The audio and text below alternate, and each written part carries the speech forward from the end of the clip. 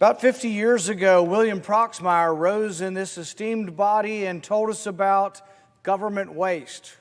He called it the Golden Fleece Award.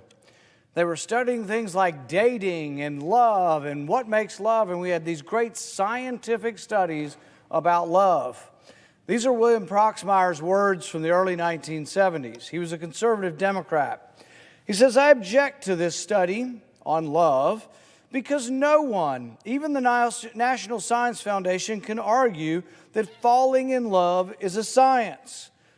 Not only because I'm sure that even if they spend 84 million or 84 billion, they would not get an answer that anyone would believe. I'm also against this study on love because I don't want the answer. I believe that 200 million other Americans want to leave some things in life a mystery. And right on top of the things that we don't need to know is why a man falls in love with a woman or vice versa." Stirring words, the Golden Fleece Award. I remember as a kid, everybody talked about it. It was in the newspapers. So what have we done to curb the wasteful appetite, the abuse of government that happens at the National Science Foundation since 1972? Not a damn thing. Here's one of my other favorites from William Proxmire's days. The FAA was named for spending $57,000 on a study of the physical measurements of 432 airline stewardesses. These included the distance from the knees, from knee to knee while sitting, and the length of the buttocks. $58,000. This was your government money at being put to good use. So fast forward, and we spend about $8 billion a year with the National Science Foundation. Is it getting any better? Are they doing a better job at overseeing their money? Well, I don't know. This bill is going to increase their funding by 68%. There's $29 billion in this bill for the National Science Foundation. So don't you think the American people deserve to know where their money's being spent?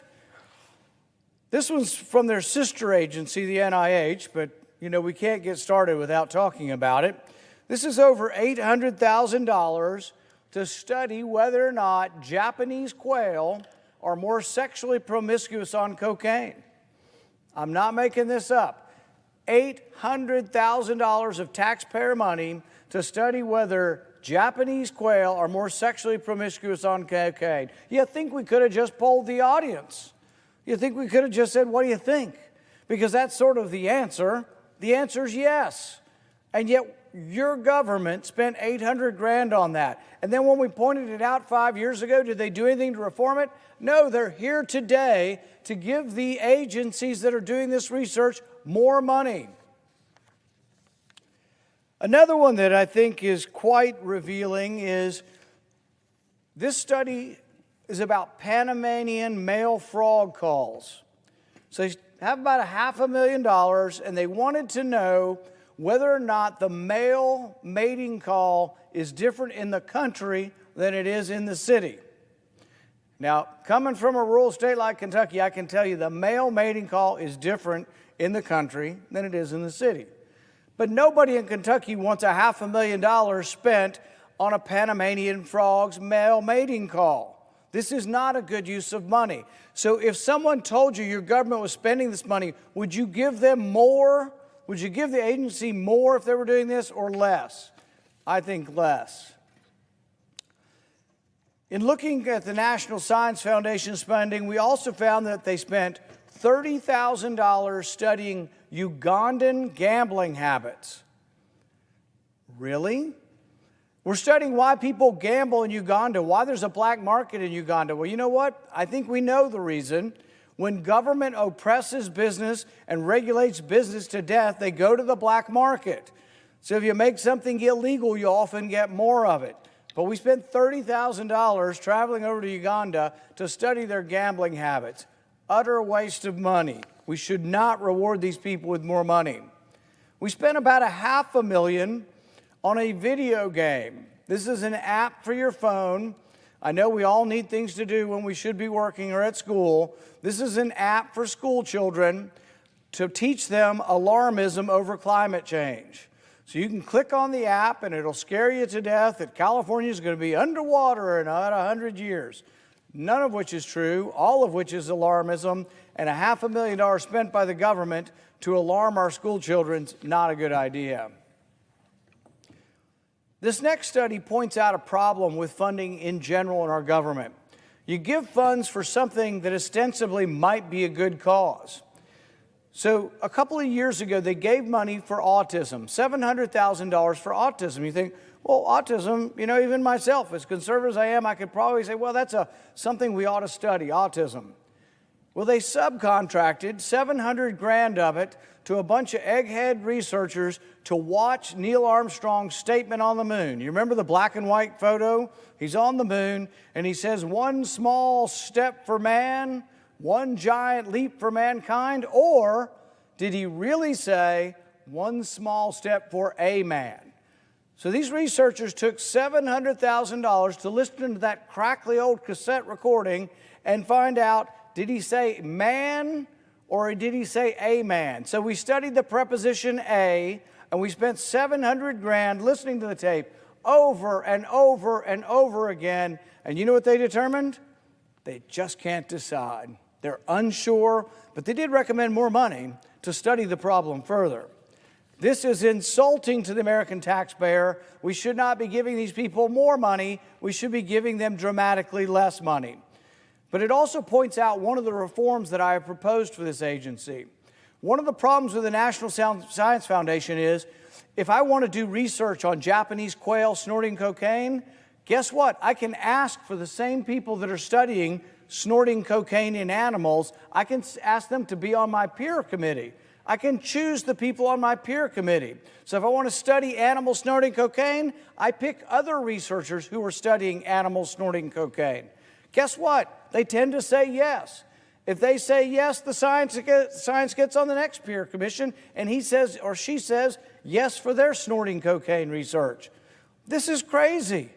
We should not let these so-called scientists pick who's on their committee. Not only that, I think we ought to have a taxpayer advocate. Could we not have just someone with a good dose of common sense that says we shouldn't take autism money, steal it, and spend it on a bunch of idiots listening to what Neil Armstrong said when he landed on the moon? So that is part of the reform that we should have. One of my other all-time favorites from the National Science Foundation, this kind of goes back to William Proxmire and love and happiness. They wanted to know, if you take a selfie of yourself while smiling and you look at it later in the day, will that make you happy? Really? That's $500,000. I don't think we need a scientist to say that that's BS and the government's got no business doing this kind of research. I don't even know how you can even call this research with a straight face, but it goes on, year on, year on. And you think we've been complaining about this since 1972. You'd think maybe we'd have less of it. We're giving them more money. So we're now increasing their budget by 68% despite this kind of research. The last one I have is this. We spent $1.3 million on insect ranching. This is money that was sent to study whether or not we could put insects into animal feed. We spent another $3 million, though, wanting to know if humans would eat ants to prevent climate change. What will you do, America, to combat climate change? Will you eat ants to combat climate change? That was a study. This is not science. This is ridiculous in nature. Actually, I lied. I've got one more example. We spent $1.5 million studying lizards on a treadmill. So I know you've all been curious. When lizards walk and they kind of waddle and they have a funny walk, why do they walk that way? What's going on in their knee joints? What do their hip joints look like when they waddle across the lawn? Everybody wants to know that, but are you willing to spend $1.5 million of your taxpayer dollars to take x-rays, live, real-time x-rays of a lizard walking on a treadmill? I tend to think, maybe Alzheimer's research, maybe cancer research, maybe heart research, but spending good, hard cash on x-rays of a lizard on a treadmill do not strike me as the most pressing concerns of government. So, Mr. President, I would argue that instead of increasing their money, we should be decreasing their money. We also need to have oversight on where our money is being spent. There's a great deal of circumstantial evidence now that NIH money went to the Wuhan Virology Institute. There's a great deal of evidence, at least suggesting that the pandemic may have started there.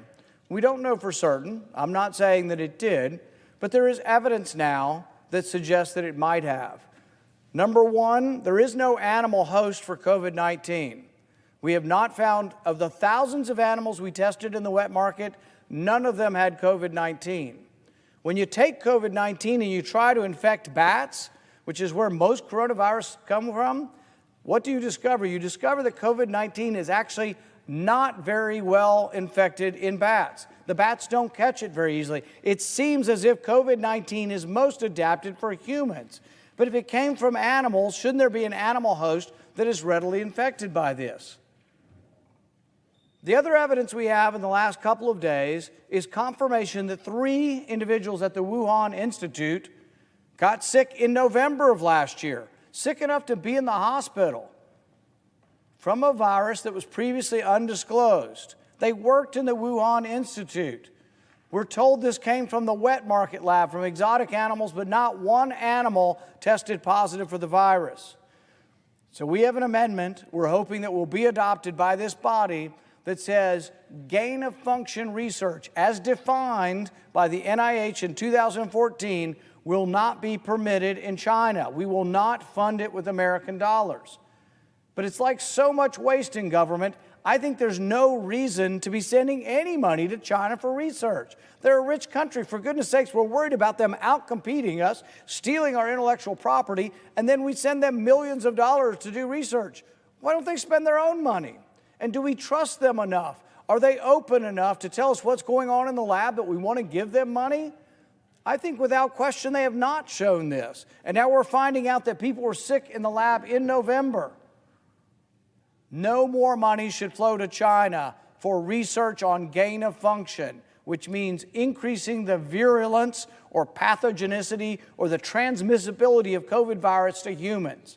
So I urge this body to adopt my amendment, which says from here on out, China doesn't get any money to create superviruses in a lab, and we should continue to investigate this because 3 million people have died worldwide. We've disrupted the entire world's economy over a virus. If it came from a lab, we need to know it, and it needs to be fully investigated.